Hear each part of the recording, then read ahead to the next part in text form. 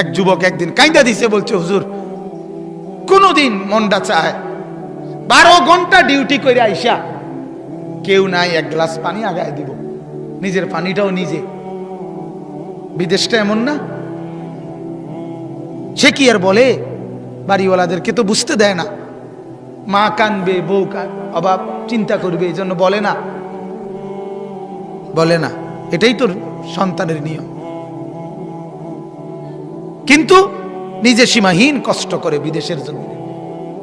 আমার কষ্ট লাগছে দেখে, আমি হজ উমরায় গেছি যে সৌদি আরব, আগে কতবারই দেখছি এরা নিয়ে যায় দাওয়াত দিয়ে দিয়ে তাকে রুমে, এই ছোট্ট গদ্দুর জায়গার মধ্যে কষ্ট করে থাকে। এক যুবক নরসিংদীর আমারে বলছিল একদিন, হুজুর আজ 11 বছর বিদেশ, বাবার ঋণ দেনা এখনো শোধ করতে পারি নাই, বাদ যেতে পারি না, বাবার ঋণ এখনো শোধ হয় নাই হুজুর, কিন্তু ট্যাবলেট হুজুর নাই, কেউ খুললে দিব। 12 ঘন্টা ডিউটির পরে মনটা চায় রাস্তা শুয়ে লাই, পরিশ্রমের কারণে ক্লান্তিতে মনটা চায় যা এনে শুয়ে থাই, খানা দানার কিচ্ছুর ঠিক ঠিকানা নাই, এত কষ্টের টাকা। আর তার ছেলেটা, তার বউটা, তার মেয়েটা এখানে মোবাইলে, ওই বেডি পাউডারে, ওই বেডি মার্কেটে, সব শেষ, সব শেষ। এই জঙ্গলি এখানে উলঙ্গ ছবি দেখে দেখে তার বাবের কষ্টের রক্তের পানি টাকা শেষ করে দিতেছে। তার বিবি 10 টাকার জিনিস 100 টাকা দিয়ে কিনে সমস্ত টাকা জলে নষ্ট করে দিতেছে, আর বেচারার একটা টাকা বাহির করতে ঘাম ঝরে পড়তেছে। কি মিয়া, এটা কোনো জিন্দিগি? রঙের গুড়ি, ছেলেরা এক একজন রঙের গুড়ি মনে করছে। নর্তকী দেখো, নাচ দেখো, উলঙ্গ ছবি দেখো, সারাদিন মোবাইল, এটারই মনে করছো জিন্দিগি। একটা সেজদা নাই। ডাকাত মনে রাখো, দুনিয়াতেও সুখ পাইতা না, আখিরাতেও কিচ্ছু পাইতা না। সুখ কপালে জুটবে না, সুখ আর কপালে জুটবে, পেরেশানি পেরেশানিতেই থাকতে হবে, অপরাধী থাকতে হবে, অপরাধী। আল্লাহকে নারাজ করে দুনিয়াও সুখ মিলে না, আখিরাতেও সুখ মিলে না। এটা আল্লাহর ওয়াদা। আগুন জ্বালাইয়া, শরীরে আগুন লাগলে, ম্যাসের কাঠির আগুনও যদি কারো আঙ্গুলে লাগে, নখে লাগে, তাহলেও কেউ সুখে থাকে না। ঠিক কিনা বলেন না? সারাক্ষণ পেরেশানি, ঠিক না বলেন? আল্লাহ কোরআনে বলছে প্রতিটা গুনাহ একটা একটা আগুন, প্রতিটা গুনাহ আগুন, প্রতিটা গুনাহ আগুন। মিথ্যা একটা আগুন, চুরি একটা আগুন, জিনা একটা আগুন, ব্যভিচার একটা আগুন, নর্তকী একটা আগুন, উলঙ্গ ছবি একটা আগুন, সিনেমা একটা আগুন, নাচ একটা আগুন, জওয়ান এটা আগুন। আর এত আগুন শরীরে জ্বালাইয়া সুখে থাকা যায় না, সুখে থাকা যায় না। 2 জন যুবকও যদি বসে থাকো তো শুইনো, সেজদাবিহীন সুখ পাওয়া যায় না, সুখ মিলবে না।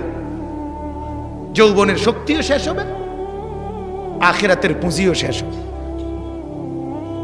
কথা বুঝছেন না? মাওলানা মুফতি বেলায়েতুল্লাহ সাহেব বলছে না, এখান দিয়ে ছেলে যুবক তার যৌবন শেষ করতেছে, ওইখান দিয়ে হারবাল কোম্পানি পোস্টার লাগাইতে আছে। বুঝলেন না? হেরা বুঝে লাগছে তো, যেন দিয়ে লাগায় 30টা লাগায় লাল লাল পোস্টার, 2 ঘন্টায় ফলাফল, আবার আইও আমার তো বড়ি খাও, আবার জিনাবে বিচার করো, আবার উলঙ্গ ছবি দেখো। কারণ ওরা তো টের পাইছে যে যৌবন শেষ, শরীরের ব্রেক বুরুক সব শেষ। কাজে এই জন্য হারবাল কোম্পানির, নাইলে বাংলাদেশে করোনাও তো মহামারী, করোনার লাগিও তো এক লগে এত পোস্টার লাগাইছে না কোন দিয়া। কথা কর না কেন? হারবালের লাগে এত পোস্টার, কথা বলেন না? এটা কি মহামারী? তাইলে এটার লাগে 30টা ঘটনা কি? বুঝছে, বুঝছে যুবকের চরিত্র শেষ, যুবতীর চরিত্র শেষ, বোনও শেষ, ভাইও শেষ, ছেলেটাও বরবাদ, মেয়েটাও বরবাদ।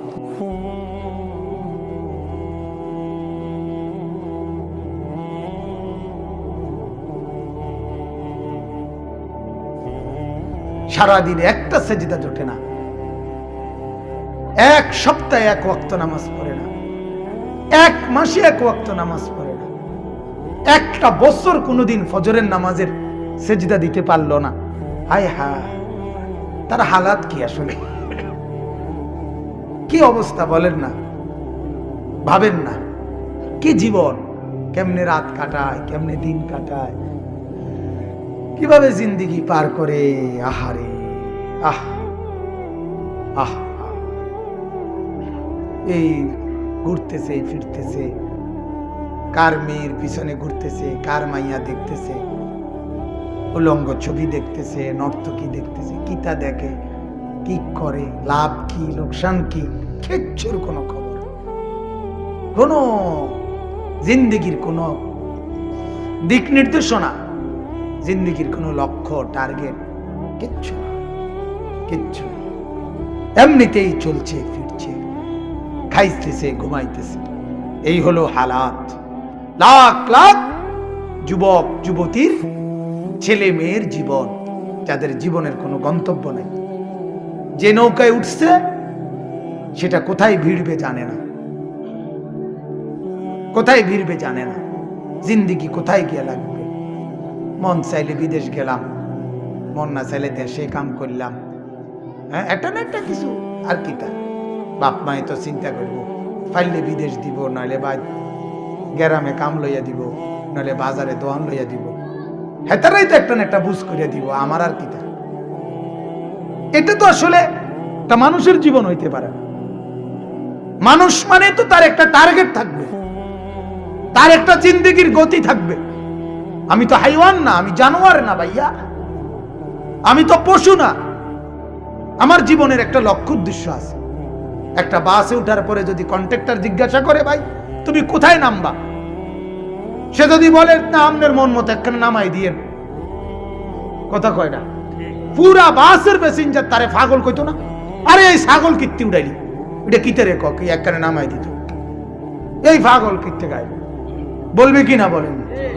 তো তাইলে একটা ছেলেকে যখন জিজ্ঞাসা করে কি করো, কয় ঘুরি গাড়িয়ে, পাগলে না তুই বেটা, গরজ গারজ কি দাবা, সুস্থ মানুষ আপনি ঘুরে গাড়ে কেমনে বলেন আপনি?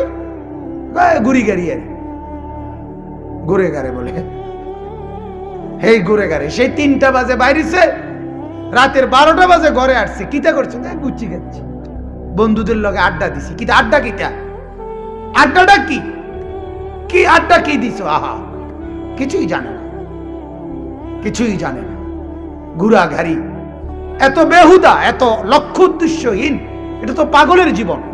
পাগলের না কোনো লক্ষ্য উদ্দেশ্য নাই, পাগল কি করে না করে কিছুই জানে না, তার তো কোনো এহসাস অনুভূতি নাই। যার ব্রেন আছে, যার দিমাগ আছে, যার হাত পাও সচল, যার চোখ নাক কান সচল, যার ব্রেন এখনো তার ছিঁড়ে নাই, আহা সে এত লক্ষ্য উদ্দেশ্যহীন হয় না। তার উপরে সে মুসলমান, মুসলমান সে। আমরা কিতাবে পড়ছি 10 বছরের নবীজির এক সাহাবী হযরত আব্দুল্লাহ ইবনে জুবায়ের রাদিয়াল্লাহু তাআলা আনহু, তিনি আপনার একদিন রাস্তার পাশে বন্ধুদের সাথে অল্প রাস্তার মধ্যে খেলতেছিলেন, একসাথে কয়েকজনে মিলে, 10 বছর বয়সে।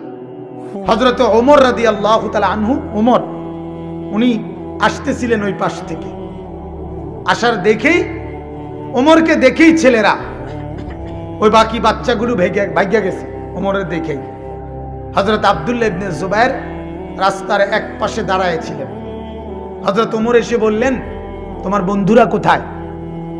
হযরত আব্দুল্লাহ ইবনে জুবায়ের বললেন, আপনাকে দেখে চলে গেছে, ভাগ্যা গেছে আপনার ভয়ে। হযরত আব্দুল্লাহকে ওমর বললেন, তুমি ভাগলা না, তুমি গেলা না, তুমি যে দাঁড়ায় আছো? হযরত আব্দুল্লাহ ইবনে জুবায়ের বলেন, আমি ভাগবো কেন, আমি তো এমন কোনো অপরাধ করি নাই যে কারণে আপনাকে দেখে পলায়ন করতে হবে। দ্বিতীয়ত রাস্তাও তো এত সংকীর্ণ নয় যে আপনাকে আমি সাইড দিতে হলে একবারে এন থেকে যাইতে হইব, কথা বুঝেন নাই? রাস্তা তো প্রশস্ত, আপনি হাঁটবেন না। আর আমি তো কোনো অপরাধী না যে আপনারা দেখে আমি কি করতে হবে, পলাইতে হবে। কথা বুঝছেন কিনা? হযরত ওমর কিতাবে আছে, ওনারে বুকে জড়াইয়া ধইরা বলছিল, আব্দুল্লাহ, আমি বললাম একদিন তুমি বাদশাহ হবে, একদিন তুমি বাদশাহ হবে, খলিফা হবে। পরবর্তীতে হযরত আব্দুল্লাহ ইবনে জুবায়ের, ইয়াজিদের ইন্তেকালের পরে হযরত আব্দুল্লাহ ইবনে জুবায়ের এই হিজাজের খলিফাতুল মুসলিমিন হইছে। ঠিকই বাদশাহ হইছে, ঠিকই খলিফা হইছে। ছোট্টবেলাতেই তার জিন্দেগির কথা স্পষ্ট, জীবনের গতিবিধি স্পষ্ট। আমরা কিতাবে পড়ছি একজন সাহাবী ছিলেন যায়েদ ইবনে সাবিত রাদিয়াল্লাহু তাআলা আনহু। 13 বছর বয়সে উনি আল্লাহর নবী সাল্লাল্লাহু আলাইহি সাল্লামের কাছে আসছেন ওনার মাকে নিয়ে। ওনার মা বলছে, ইয়া রাসূলুল্লাহ, আমার এই সন্তান 13 বছরের, আপনার সাহাবী, সে যুদ্ধে যেতে চায়, আপনার সাথে যুদ্ধে অংশগ্রহণ করতে চায়। আল্লাহর নবী সাল্লাল্লাহু আলাইহি সাল্লাম বলেন, এত ছোট, যুদ্ধে নেওয়া যাবে না। বহু কান্নাকাটি করছে, ওনাকে অনুমতি দেয় নাই নবীজি। তখন উনি বলছেন, ইয়া রাসূলুল্লাহ, তাইলে যুদ্ধে যাওয়ার যদি অনুমতি আমাকে না দেন, তো আমি যুদ্ধে গেলাম না ঠিক, তা আপনি আমাকে আপনার কোনো কাজে ব্যবহার করবেন, লাগাইবেন, এমন কোনো কাম দেন এখন, তো আমি এটা করব। তো এনতে যাইতাম না। বুঝলেন এই কথাটা?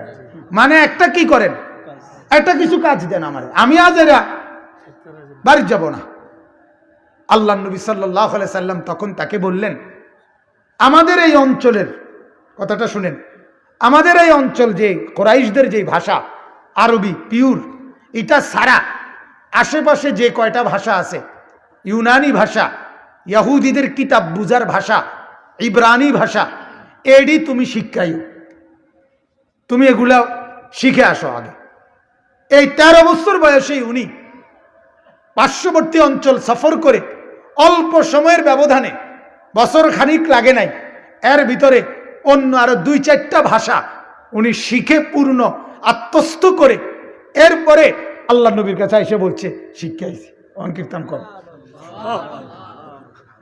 আল্লাহ নবী সাল্লাল্লাহু আলাইহি সাল্লাম বললেন, এখন থেকে তুমি আমার উপরে যে কোরআন নাজিল হয়, জিবরিল নাজিল করে, সেই কোরআন নাজিল হওয়ার পরে প্রতিটি আয়াত, প্রতিটি সূরা সর্বপ্রথম যারা লিখে রাখে তাদের মধ্যে 1 নম্বরে তুমি হবা আমার প্রথম লেখক, তোমারে দিয়ে আমি লেখাবো।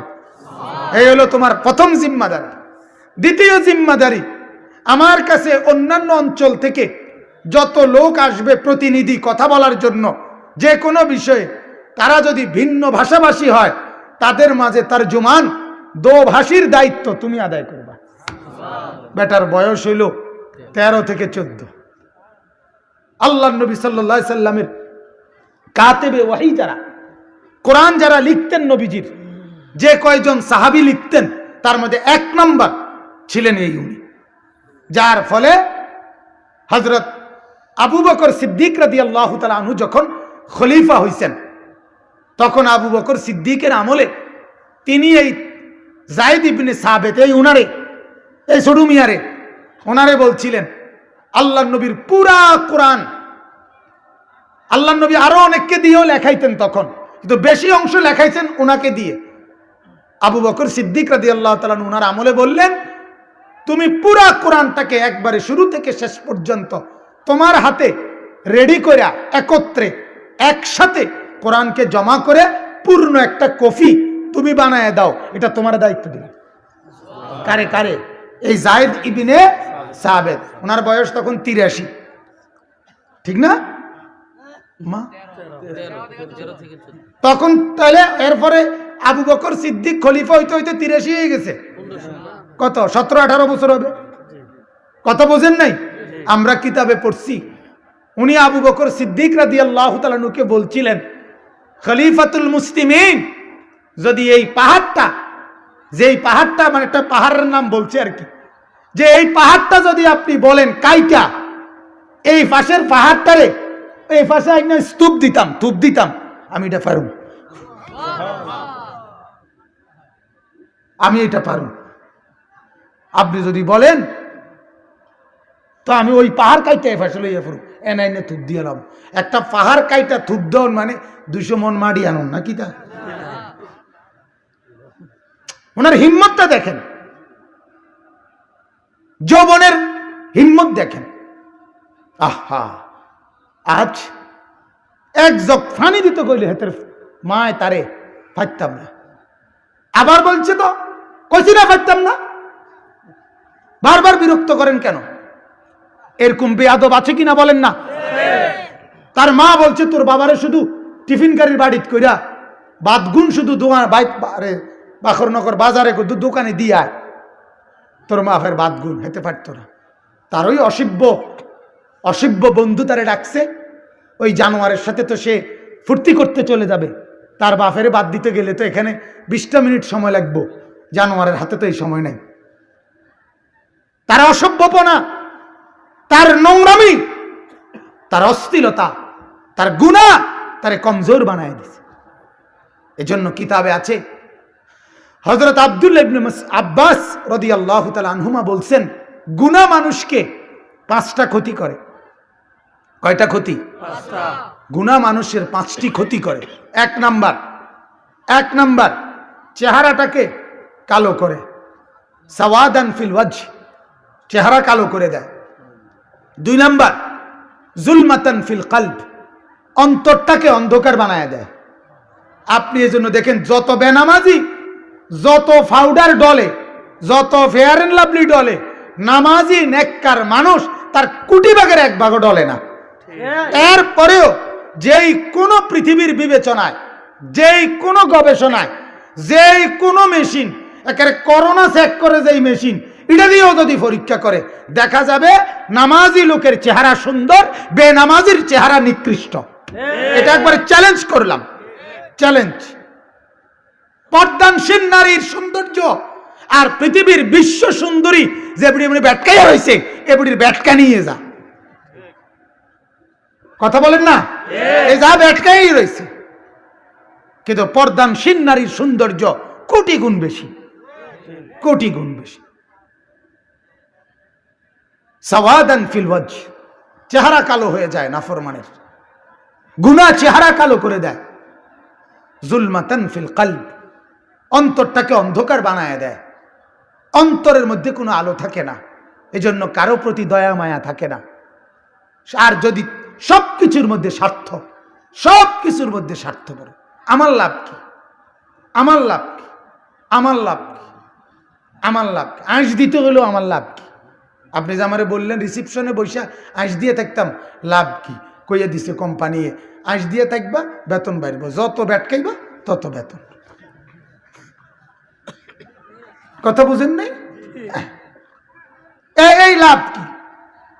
তাইলে অন্তর অন্ধকার। 3 নাম্বার হলো ওয়াহানান ফিল বাদান, এইটা বলতেছিলাম। 3 নাম্বার হলো আব্দুল্লাহ ইবনে আব্বাস বলে প্রত্যেকটা গুনাহ মানুষের শরীর দুর্বল করে দেয়। কি করে দেয় বাপ? দুর্বল করে দেয়, দুর্বল করে দেয়। ইমানদারের শক্তি আর নাফরমানের শক্তি প্রতিটা গুনার কারণে দুর্বল হয়। এজন্য পৃথিবীর কোন এক জায়গায় একজন ইমানদার খাঁটি মুসলমানও যদি একটা আওয়াজ করে, একটা গর্জন করে, সব বেঈমান এক লগে কাঁপতে শুরু করে। এটার কারণ এটা, এটার কারণ এটা। ওই মেয়ে একজন মাত্র মেয়ে, সে একটা আল্লাহু আকবারের তাকবীর উঠাইছে, সারা পৃথিবী, সারা পৃথিবী কাঁপছে, সারা পৃথিবী, সারা পৃথিবী। কি আশ্চর্য! এজন্য সমস্ত নাফরমান পাপী শরীরে বল নাই, এজন্য ষড়যন্ত্র করে, এজন্য বুঝে কোনোবারে এ লাভ মারে ভাল মারে তো মুখোমুখি লাগে না। 1450 বছরের ভিতরে মুসলমানদের ইতিহাস এটাই। মুসলমানদের সাথে যত জায়গায় যত বেঈমান যুদ্ধ করছে, এই 1500 বছরে শেষ পর্যন্ত বিজয় মুসলমানদেরই হয়েছে। কোনখানে মুসলমান চূড়ান্ত ভাবে নিশ্চিহ্ন হয় নাই, কোথাও না, কোথাও না। বলেন আলহামদুলিল্লাহ। আমার কাছে 1500 বছরের ইতিহাস, তারিখে উম্মতে মুসলিমা কিতাব আছে। উম্মতে মুসলিমার 1500 বছরের ইতিহাস পাই পাই করে আমরা পড়ছি আলহামদুলিল্লাহ। এজন্য প্রত্যেকটা পাপী যেই নাফরমান তার শরীরে বল থাকে না, দুর্বল হয়ে যায়। আর 4 নাম্বার হলো দাইকান ফির রিজক, রিজিক সংকীর্ণ হয়ে যায়।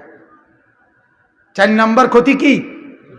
রিজিক সংকীর্ণ, অর্থাৎ খানা খাদ্যের সবকিছুর মধ্যে বিধি নিষেধ আইসা পড়ে। সব কিছুর মধ্যে লক্ষ কোটি কোটি টাকার মালিক, রাজপ্রাসাদ, বিল্ডিং, দালান, টেবিল ভরা খাবার দারোয়ানে খায়, কাজের মহিলা খায়, গাড়ির ড্রাইভার খায়, সারে শুধু ভেজিটেবল খায়। সারে কি খায়? ভেজিটেবল, মানে মূলা শাক, মানে লাল শাক। স্যার বাংলা কোন? বাংলা বাংলা, ভেজিটেবল মারিয়েন না, কথা বুঝেন নাই?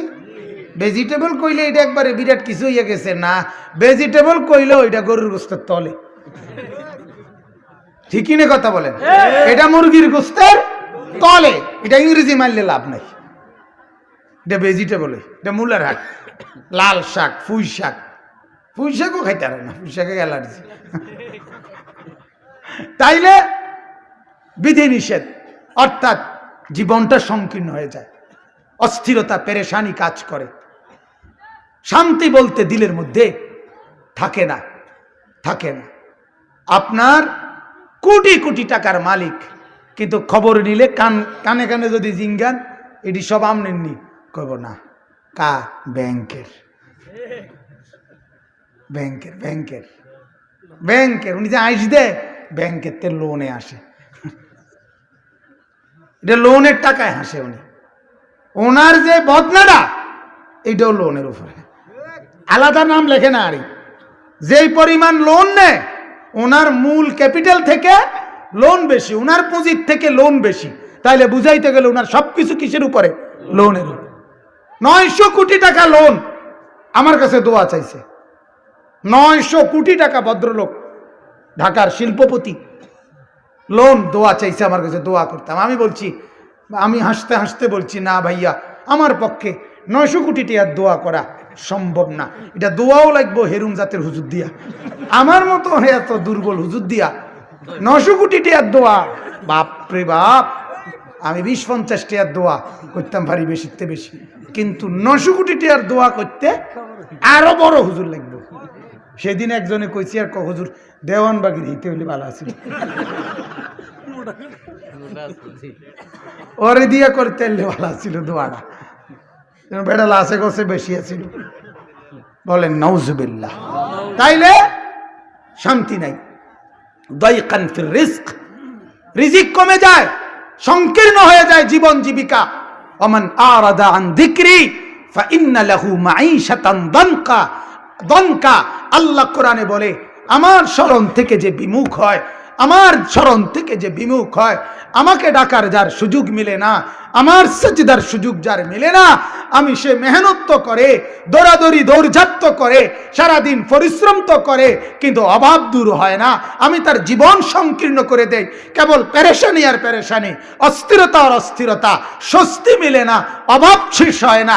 মূল কারণ নাফরমান, তোর সেজদা নাই। এজন্য আল্লাহর ওয়াদা, তুই যুদ্ধ করছিস আমার লগে, আর আমার লগে যুদ্ধ করে তুই শান্তি থাকবি কেমনে? ভাবলি ডাকাত, কেমনে থাকবি? হ্যাঁ, সুখ কেমনে মিলবে? পৃথিবীর নেককার একজন মাত্র মহিলাকে বিবাহ করে মৃত্যু পর্যন্ত সে তাকে দেখেই জীবন কাটায় ফেলে, তার সুখেই তার সুখ হয়ে যায়। আর তুই নাফরমান, হাজার লক্ষ বেড়ি দেখবার পরেও তোর সুখ শেষ হয় না। তুই কি সুখে আছো? তুই ক, কথা বোঝেন নাই আপনি? তোর উপরে যে আল্লাহর লানত, এটাই তো বড় লানত। তুই কাউরে দেখে তোর তৃপ্ত হয় না, এজন্য তুই সারাক্ষণই বেড়ি দেখো, সারাক্ষণই বেড়ি দেখো। নেককার তার একজন বিবাহিত স্ত্রীকে দেখেই মৃত্যু পর্যন্ত সুখ পায়। এটা নিয়ামত, এটা নিয়ামত, এটা সুখ, এটাই আনন্দ, এটাই তৃপ্তি। ফাইন্না লাহু মাঈশাতান দানকা। আল্লাহ বলেন, আমার থেকে বিমুখ হবা, আমি তোমার জীবন সংকীর্ণ করে দেব। ওয়া নাহশুরুহু ইয়াওমাল কিয়ামাতি আ'মা, আর কিয়ামতের দিন আমি আল্লাহ তোমাকে অন্ধ করে তুলব, অন্ধ অন্ধ। ক্বালা রাব্বি লিমা হাশারতানি আ'মা ওয়া ক্বাদ কুনতু বাসীরা। নাফরমান তখন আল্লাহকে বলবে, আল্লাহ আমি তো দুনিয়ায় চক্ষুওয়ালা ছিলাম, আমি তো দুনিয়া দেখতাম, আমার যে পুরা মনে আছে মাওলা, আমি তো দুনিয়া পুরাই দেখতাম। আজ হাসরের মাঠে আমাকে কেমনে এটা দাঁড় করাইলেন? আমি যে মাওলা কিছুই দেখতে পাচ্ছি না, আমাকে কেন অন্ধ বানিয়ে দিলেন? দুনিয়ার ৬০ বছরে তো আমি অন্ধ ছিলাম না। আল্লাহ বলেন, না নাফরমান, তুই মূলত অন্ধই ছিলি। তুই যা দেখতি সেটা তো আমাকে দেখো নাই, আমার কোরআন দেখো নাই, আমার মসজিদ দেখো নাই, আমার দ্বীনকে দেখো নাই। তুই তো মূলত নাফরমানি দেখতি, আসলে তুই অন্ধই ছিলি। যে চোখ আমি মাওলাকে দেখে না, এই চোখ মূলত অন্ধই হয়। যেই কান আমি মাওলাকে শুনে না, ওই কান মূলত বধিরই হয়, বয়রাই হয়। যেই দিমাগ আমি আল্লাহকে ভাবে না, ওই দিমাগ মূলত মাতালি হয়, ওই দিমাগে কিছু নাই। যেই দিমাগে আল্লাহ নাই, ওই জবান মূলত নাই। যেই জবানে আল্লাহ নাই, ওই কান মূলত নাই, যেই কানে আল্লাহ নাই। এজন্য আল্লাহ বলেন যে, ও আমার বান্দা, দুনিয়ায় আমি মাওলার অগণিত নিয়ামত, আমার আয়াত, আমার কোটি কোটি নিদর্শন চতুর্দিকে তোর সামনে মেলে ধরেছিলাম, কিন্তু তুই সবগুলো ভুলে গেছিলি। আজকে আমি মাওলাও তোকে ভুলে গেলাম। কাযালিকা আতাতকা আয়াতুনা ফানাসিতাহা। দুনিয়ার ৬০ বছরে, ৩০ বছরে আমি মাওলার অগণিত নিদর্শন তোর কাছে এসেছিল, তুই ভুলে গেছিলি। তোর সব মনে আছে, শুধু সেজদার কথা মনে নাই। তোর মোবাইলের মিস কল তোর কানে বাজছে, কিন্তু এত বড় মসজিদের মাইকের আজান তোর কানে বাজে নাই। কিরে বাবা? আল্লাহ বলেন, তুই আমাকে ভুলে গেছিলি। ফাকাযালিকাল ইয়াউমা তুনসা। আজ আমি মাওলাও তোকে ভুলে গেলাম। যা হাসরের মাঠ ঘুরে দেখ, যাদেরকে রাজি করছিলি, যাদেরকে খুশি করছিলি, তোর বিবিকে ডেকে বল, তোর ছেলেকে ডেকে বল, তোর মেয়েকে ডেকে বল, তোর বন্ধুদেরকে বল, তোর পড়োশীদেরকে বল, তোর এলাকাবাসীকে বল, মেম্বারকে ডেকে বল, চেয়ারম্যানকে ডেকে বল, তোর এলাকার মানুষকে ডেকে বল, তারা তোকে কোনো সহযোগিতা করে কিনা। আল্লাহ বলেন, ফাইদা নুফিখা ফিস-সূর ফালা আনসাবা বাইনাহুম ইয়াউমাইদিন। আল্লাহ বলে, বান্দা, ইসরাফিল যখন দ্বিতীয়বারে ফু দিবে আর হাসরের মাঠ কায়েম হবে, আল্লাহ বলেন, বান্দা, সেদিন কারো কোনো আত্মীয়তার কোনো পরিচয় মিলবে না। মা তার সন্তানকে চিনবে না, সন্তান তার মাকে চিনবে না, ছেলে তার মেয়েকে চিনবে না, পুরুষ নারীকে চিনবে না, ভাই বোনকে চিনবে না, কেউ কাউকে চিনবে না। ওয়ালা ইয়াতাসাআলুন। কেউ কাউকে ১ মিনিটের জন্য ভালো মন্দ, উপকার অপকার জিজ্ঞাসা করবে না। কালকে রাতেও আমি রাত ২টা বাজে আমার গাড়ি এক জায়গায় একটু থামাইছি, ব্রেক করছে, পিছনের গাড়িওয়ালা থাইমা গেছে, জানালা দিয়ে জিজ্ঞাসা করছে, ভাই কোনো জরুরত, মানে কোনো প্রয়োজন? এ তো দুনিয়া। রাতের ২টা বাজেও মিলে গেছে একজন যে জিজ্ঞাসা করছে, ভাই কোনো সমস্যা? তো রব্বুল আলামিন বলেন, হাসরের মাঠে কেউ জিজ্ঞেস করবে না। ওয়ালা ইয়াতাসাআলুন। কেউ জিজ্ঞেস করবে না, কেউ আত্মীয়তার পরিচয় দিবে না। ফামা লাহু মিন কুওয়াতিন ওয়ালা নাসির। আল্লাহ বলে, হাসরের ময়দানে তুমি যে এক জায়গা থেকে আরেক জায়গায় গিয়ে নিজের পানিটুকু আনবা, নিজের একটা জরুরত পূরণ করবা, আল্লাহ বলে, বান্দা, এই শক্তিটুকুও পাবা না।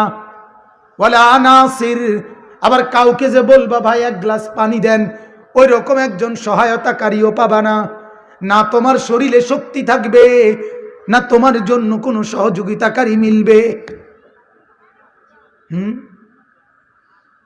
এজন্য বন্ধু ভাবো, ওরা ভাবুক দোকান নিয়ে, আমরা ভাবি আখিরাত নিয়ে। কি বলেন?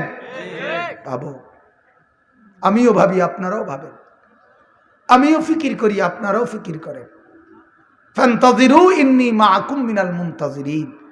আপনারাও অপেক্ষা করেন, আমরাও অপেক্ষা করছি, আমরাও অপেক্ষা করছি, আমরাও ভাবতেছি।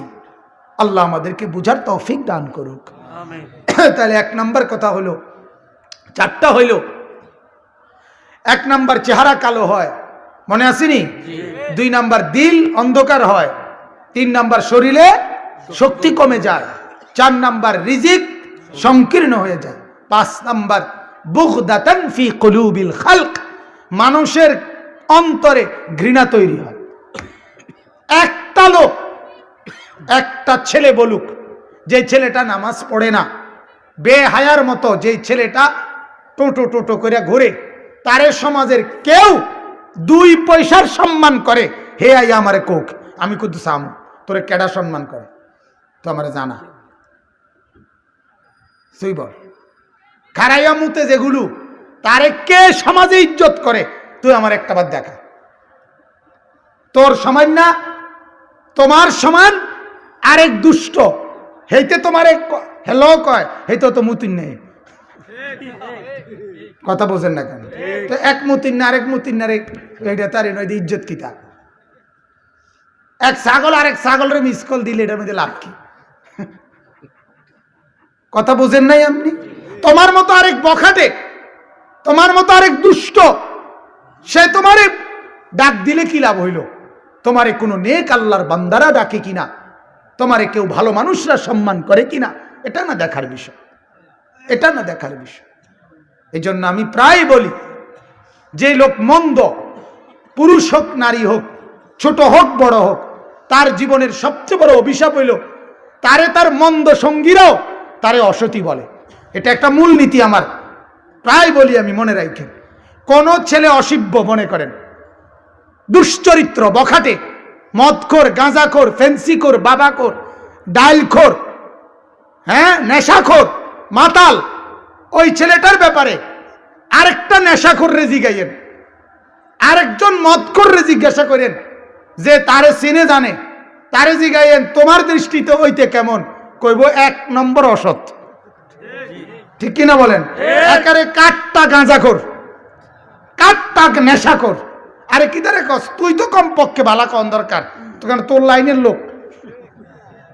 কথা বলেন না কেন? তুই তো কবা, তুমি তো বলা দরকার কমপক্ষে। না, উনি হলেন জুনায়েদ বাগদাদির স্বাস্থ্য ভাই।